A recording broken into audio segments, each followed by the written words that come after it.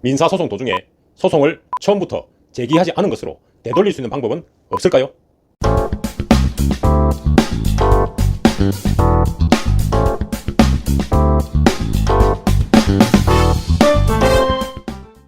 안녕하십니까.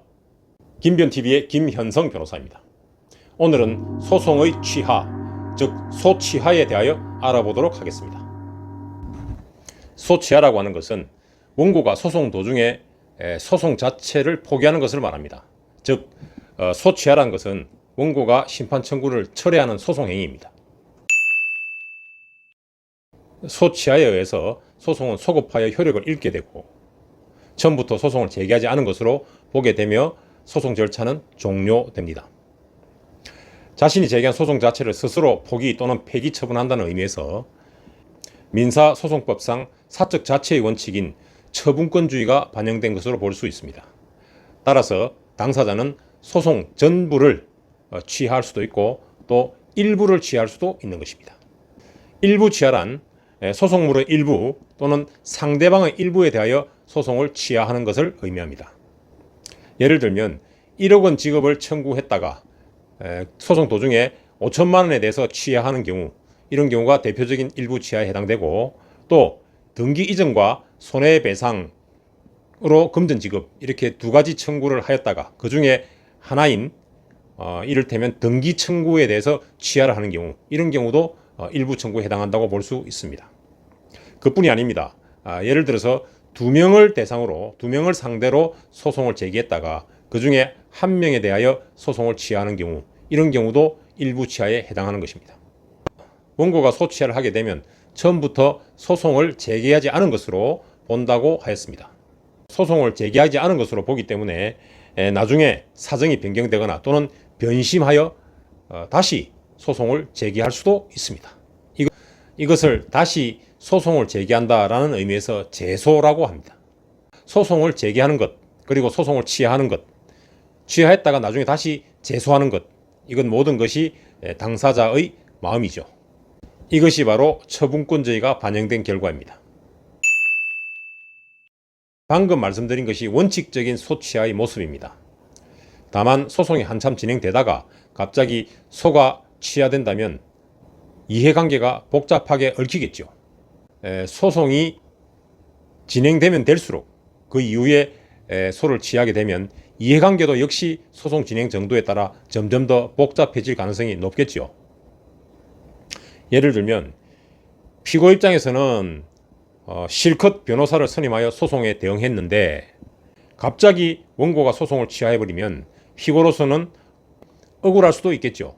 변호사 선임료도 지출했고 또 원고가 지금 취하했다가 나중에 다시 소송을 제기한다면 또 머리가 아플 수도 있을 것입니다. 자, 이런 경우를 대비하여 우리 민사소송법에서는 피고가 응소하고 난 이후에 원고가 소취하를 하기 위해서는 피고의 동의를 받도록 규정하고 있습니다. 여기서 응소라고 하는 것은 원고의 소장에 대해서 답변서를 제출하거나 하는 등의 방법으로 어쨌든 소송에 응한 경우, 대응을 한 경우, 이때 응소라고 합니다. 응소한 경우에는 이미 피고도 그 소송에 들어가서 대응을 하고 있기 때문에 피고의 동의도 필요하다라고 규정하고 있는 것입니다. 이때 피고가 부동의한다면 소취하는 효력이 발생하지 않는 것입니다. 예를 들면 원고가 승소 가능성이 없다고 하여 일방적으로 소취하는 경우에 피고 입장에서는 부동의하는 경우가 많이 있을 수 있겠죠. 그래도 보통은 소송 도중에 소송 외에서 쌍방 간 합의가 이루어져서 소취하는 경우가 많을 것입니다. 그래서 대부분 소취하에 대해서 피고도 동의를 해주고 있습니다.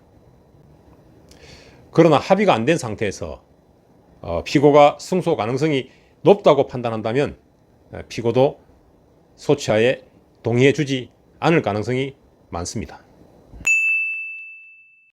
그리고 소취하는 언제까지 할 수 있느냐? 판결 확정 시까지 언제든지 할 수 있는 것이 원칙입니다.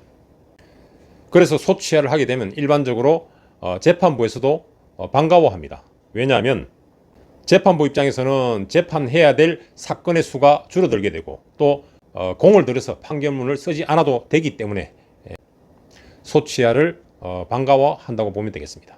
그런데 재판을 모두 진행하여 재판부가 판결을 선고한 이후에 또는 판결 선고 후 항소심이 진행 도중에 소취하를 하여 처음부터 소송을 제기하지 않은 것으로 해버린다면 사정이 조금 달라질 것입니다. 재판부가 실컷 판단해서 판결까지 선고한 마당에 소취하를 해버린다면 장난치는 것도 아니고 재판부 입장에서는 농락당하는 기분이 들 것입니다. 그래서 이런 경우를 대비하여 우리 민사소송에서 또 다른 규정을 두고 있습니다. 판결 선고 후에 원고가 피고의 동의를 얻어 소취하를 하는 경우 소취하의 효력은 발생하지만 다만 다시 소송을 재개하지 못하도록 규정하고 있습니다. 즉 재소 금지를 규정하고 있는 것이죠. 물론 판결이 확정된 이후에는 아예 소취하 자체가 불가능합니다. 자, 이렇게 보시면 되겠죠. 소취하는 원칙적으로 원고가 마음대로 할 수 있습니다. 다만 피고가 응소한 이후에는 피고의 이해관계가 얽혀 있지 않겠습니까? 그래서 응소한 이후에는 피고의 동의를 받도록 하고 있고, 그리고 판결 선고 이후에도 소취하는 할 수 있습니다만 대신에 재판부에서 이미 공을 들여서 판결을 선고하였기 때문에 이때는 다시는 소송을 제기할 수 없도록 재소금지 규정을 두고 있는 것입니다. 자, 그렇다면 소취하의 구체적인 절차는 어떻게 되는지 살펴보도록 하겠습니다. 보통 소송 도중에 당사자 간 합의가 이루어진 경우에 원고가 소취하는 경우가 많습니다. 소취하를 하는 구체적인 방법은 크게 세 가지 정도가 있습니다. 첫 번째, 원고가 소취하서를 작성하고 여기에 피고가 동의한다는 내용과 함께 날인을 한 후에 원고가 소취하서를 재판부에 제출하는 방법입니다. 이것이 가장 원칙적인 방법이 되겠습니다. 두 번째 방법입니다.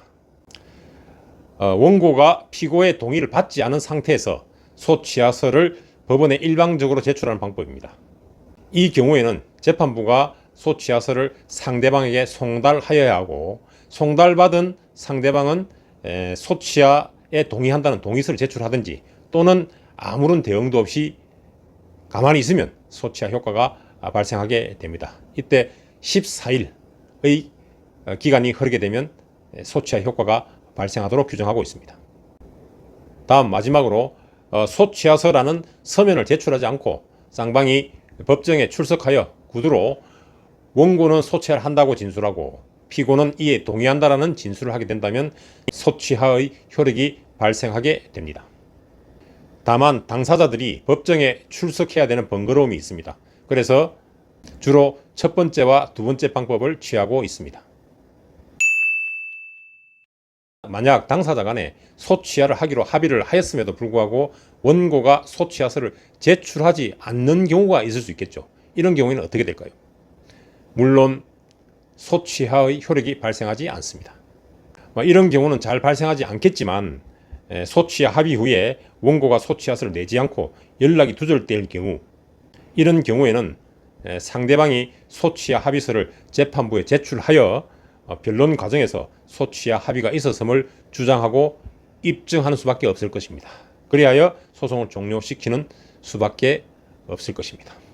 만약 원고와 피고 사이에 소취하기로 합의를 하였다면 원고는 소취하서를 제출해 주는 것이 상호간의 신뢰도 지키고 또 재판 절차를 보다 명확하게 하는 그런 방법이 될 것입니다.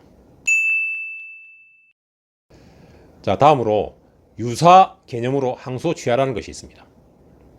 항소취하라고 하는 것은 1심 판결 후에 판결에 불복하여 항소한 항소인이 항소 신청을 철회하는 소송행위를 말합니다. 이때는 항소취하에 의해서 항소는 소급적으로 그 효력을 잃게 되겠죠. 그래서 항소심 절차는 종료되고 1심 판결 그대로 확정되게 되는 것입니다. 항소심에서 항소취하를 하게 되면 1심 판결이 확정되는 반면에 만약에 항소심에서 소취하를 하게 된다면 어떻게 될까요? 그때는 처음부터 소송을 제기하지 않은 것으로 보게 되어서 1심 판결문 자체도 없어지게 되겠죠. 이런 의미에서 소취하와 항소취하는 일견 유사해 보이지만 매우 큰 차이가 있다는 점을 기억하시기 바랍니다. 따라서 항소심에서 쌍방이 합의하는 경우에 그 합의 내용을 항소를 취하고 1심 내용대로 할 것인지 아니면 처음부터 소송을 제기하지 않은 것으로 정리할 것인지 이 부분을 명확히 할 필요가 있습니다. 그래서 처음부터 소를 제기하지 않은 것으로 정리하고 싶으면 소취하를 해야 되고, 만약에 1심 판결대로 정리하자라고 한다면 항소 취하만 하면 되는 것입니다. 오늘은 소취하에 대하여 알아보았습니다. 소취하의 요건과 효과는 어떠한지 살펴보았고, 간단하게 항소 취하와도 비교해 보았습니다. 자, 오늘은 여기까지 하겠습니다. 지금까지 김현성 변호사였습니다. 끝까지 시청해 주셔서 감사합니다. 다음 시간엔 더 좋은 내용으로 찾아뵙도록 하겠습니다. 감사합니다.